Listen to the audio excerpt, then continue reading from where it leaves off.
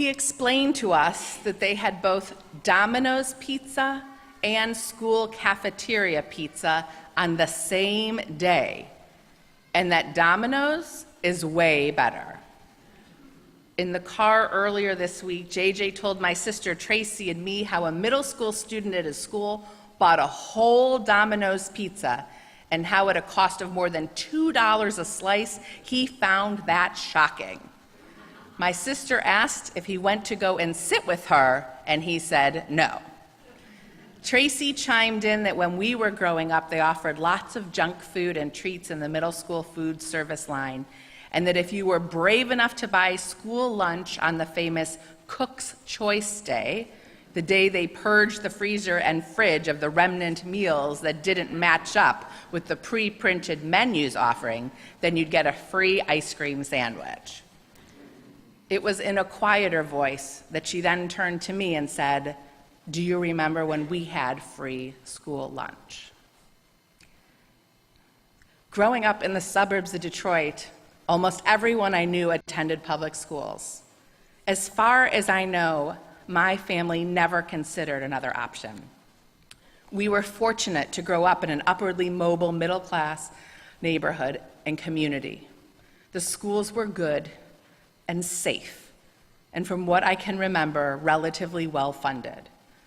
While it wasn't so infrequent that come August the school teachers would strike or threaten to strike, I am from Detroit after all, I never recall the school having to shrink its faculty or staff or ancillary offerings because of budget issues.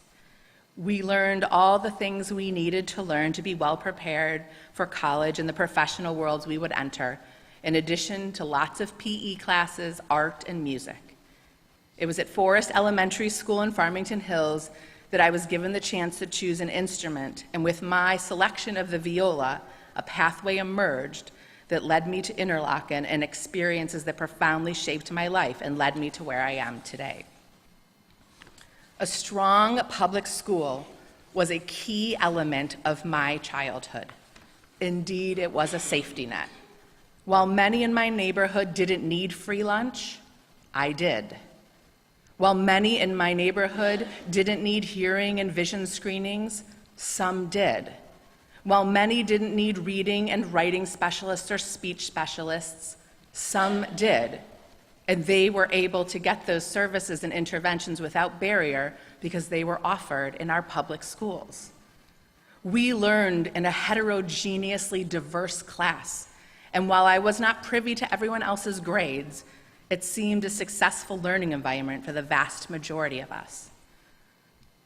If we examine the history of the Jewish community in this country, we know that as immigrants, Jewish children were able to learn the English language, reading, writing, and arithmetic by way of the public school system.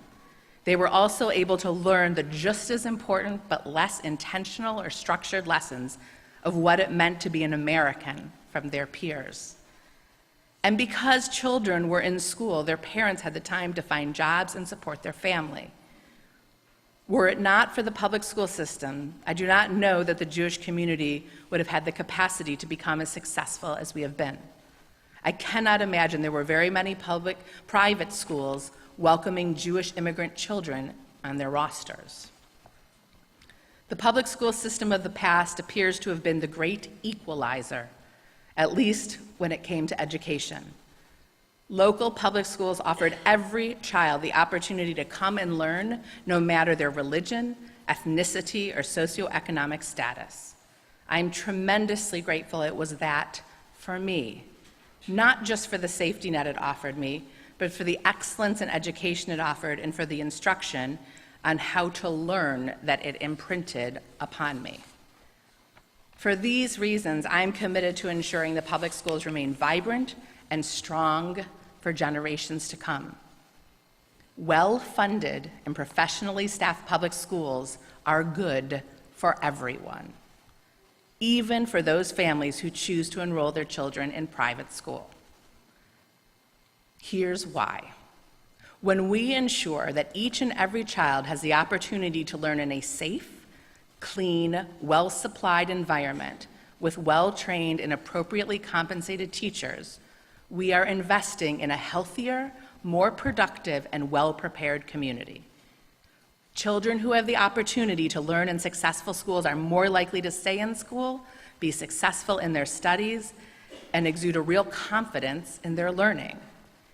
Children who have the opportunity to learn in successful schools can often explore more deeply areas of interest and develop special skills and talents that serve them well their whole lives.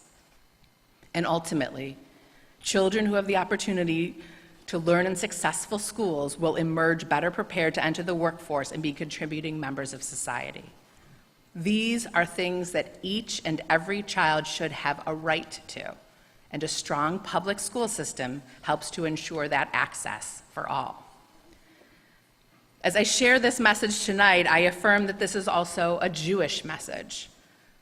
When we consider B'Tselem Elohim, the teaching that we're all created in the image of God, if you believe that we are uniquely special and holy and deserving of the tools to help our special spark of godliness shine bright and be illuminated for the world to see, we know it is often the work of talented teachers that can help a student's spark glow ever more vibrantly.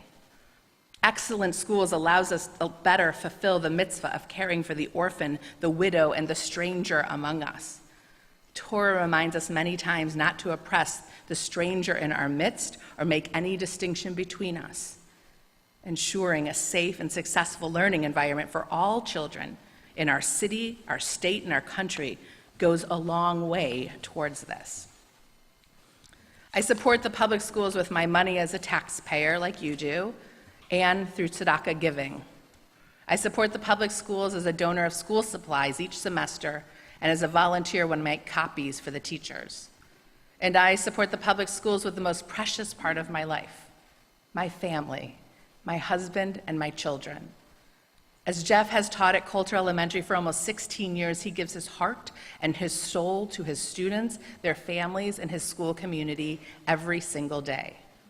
And the blessings that he has received in return are beyond measure as he sees a student understanding a math concept for the first time or receives a note of gratitude from a student or a parent.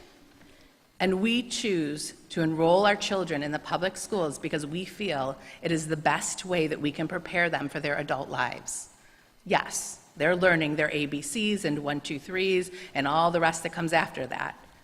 But just as important, they're learning about their peers and what it means to be with others who are different than they are. Not just religiously, ethnically, and racially different, but different learning styles, socioeconomic status, intelligences, and processor speeds. The greatest place that I know for them to acquire that diversity of experience and learning is our public schools. And I want that richness not just for my own children, but for all children. In conclusion, as we gather in our sacred space to celebrate Shabbat this week, we recognize and reconnect with the many blessings that surround us. One of the blessings for our people, for many of us and our children and grandchildren, has been the ability to attend good and successful schools that have nurtured us and helped provide a solid foundation of learning.